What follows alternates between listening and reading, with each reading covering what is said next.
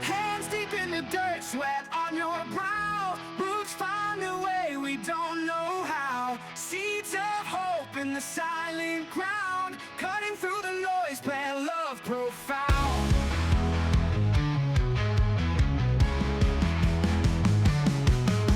Nurture this life as the sun beats down. Facing the storm, we don't turn around.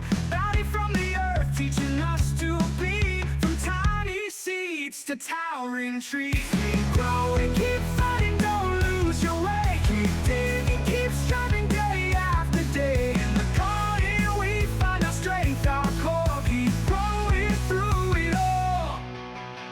Welcome back to the Keep Growing Podcast, your weekly guide to gardening here in the Mid-Ohio Valley. I'm your host, John Morgan, and this is week 38, covering September 13th through the 19th. Fall is creeping in, folks, but nature's still cranking up the heat. Let's dive right in with the weather forecast, then we'll hit our lunar tips, gardening tasks for the week, and a special alert on something impacting our local wildlife.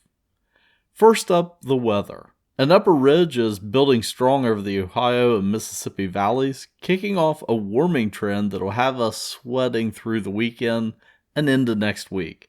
Expect afternoon highs in the upper 80s across the Ohio Valley and southern coalfields on Sunday and Monday.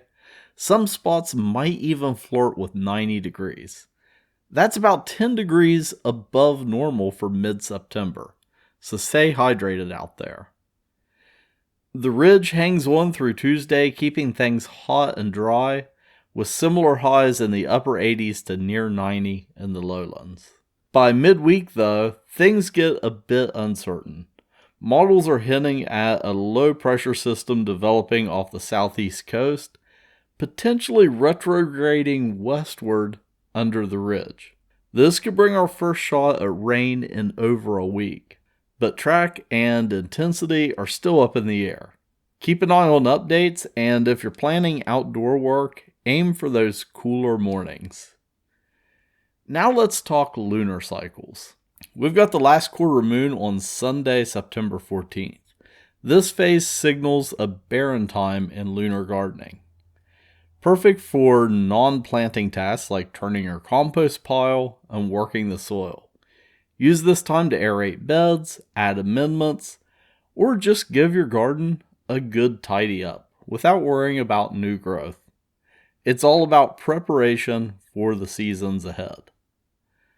On to our main gardening to-dos for the week.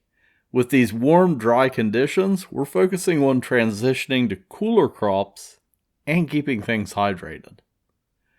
Start with transplanting winter sprouting broccoli. If you've got seedlings ready, now's the time to move them into the garden. Choose a spot with full sun and well-drained soil. Broccoli loves that. Space them about 18 to 24 inches apart, and mulch around the base to retain moisture, especially with this heat wave. Varieties like Purple Sprouting and Rudolph will overwinter and give you those tasty florets come early spring. Just protect them from any surprise frosts later on with row covers. Next, repot your houseplants. As days shorten, many indoor greens are slowing down. But if they're root-bound or soil's compacted, give them a refresh. Gently remove them from the pot, trim any dead roots, and upsize to a container with fresh potting mix.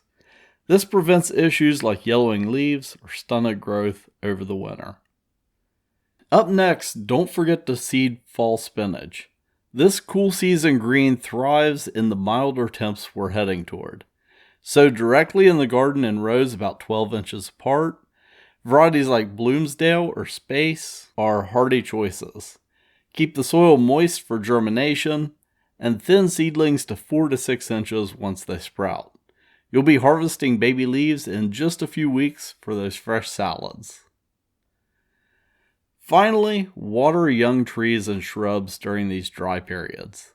Established plants can handle it, but anything under 2 years old needs deep, infrequent soaks to build strong roots.